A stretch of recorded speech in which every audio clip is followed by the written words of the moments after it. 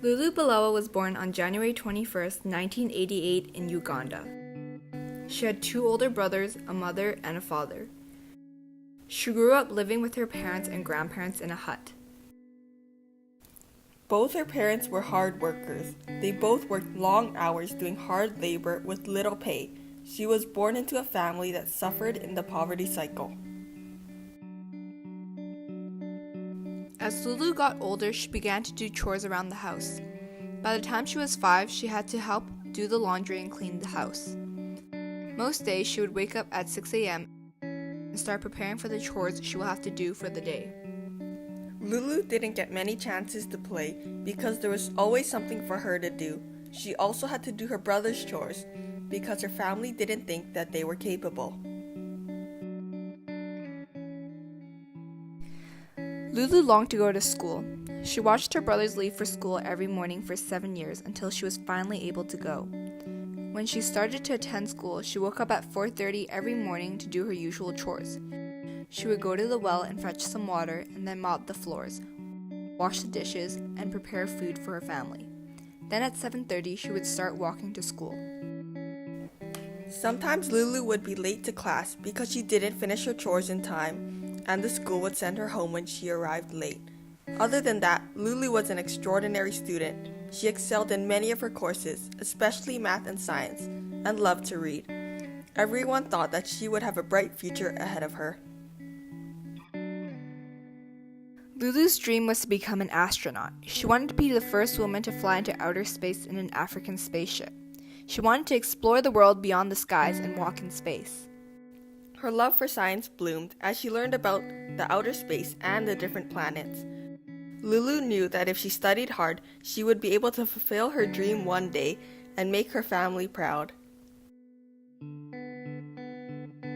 Lulu's studies became harder and harder as she got older. Along with family responsibilities, she started to have her own problems. She started to go through puberty. Along with that, she started to have her period.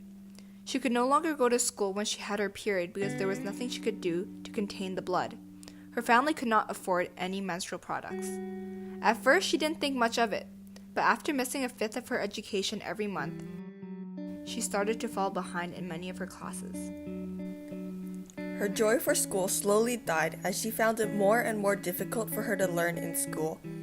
Some of her classmates decided to drop out of school in 9th grade because they had missed too many classes due to their period. They had given up hope and their families no longer thought it was necessary for them to go to school. Lulu wondered if that was her path as well, to put aside her dreams and start working to provide for her family instead of getting an education. Her dreams of being an astronaut still lingered in her heart, and it gave her a reason to stay in school, so she did. Lulu's dream of being an astronaut encouraged her to stay in school, but soon her vision of the future she dreamt of slowly blurred. She prayed and hoped that her period would only last for a few days, but after a few months, nothing changed. Her period continued to last for 6 to 7 days, which meant that she had no choice but to stay at home for a week every month. Lulu's interest in school slowly diminished as she no longer understood what was going on in class.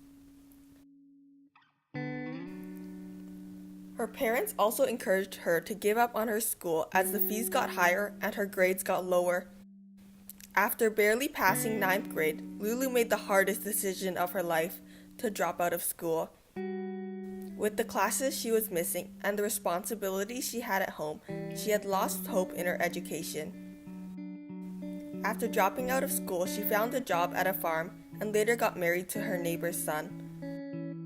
By the time she was 19, she was a mother and still worked at the farm, receiving the same pay she did 4 years ago.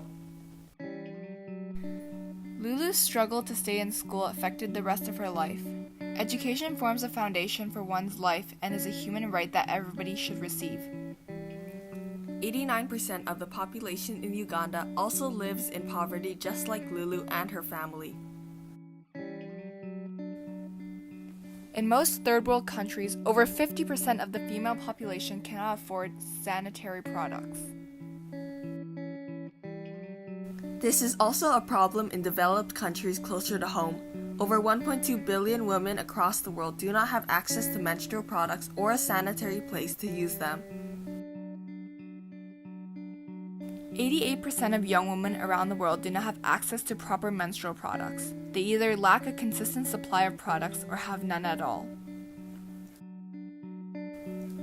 This has become an invisible epidemic, resulting in degrading lifestyles for many women around the world.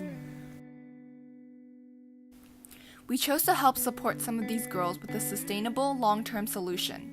Pads for Girls is an organization that provides girls with access to reusable menstrual products to help keep girls in school. When a girl receives quality education, their income as well as the country's GDP increases, and the infant mortality rate and the likelihood of child marriage decreases. An African proverb once stated, "If you educate a man, you educate an individual, but if you educate a woman, you educate a nation."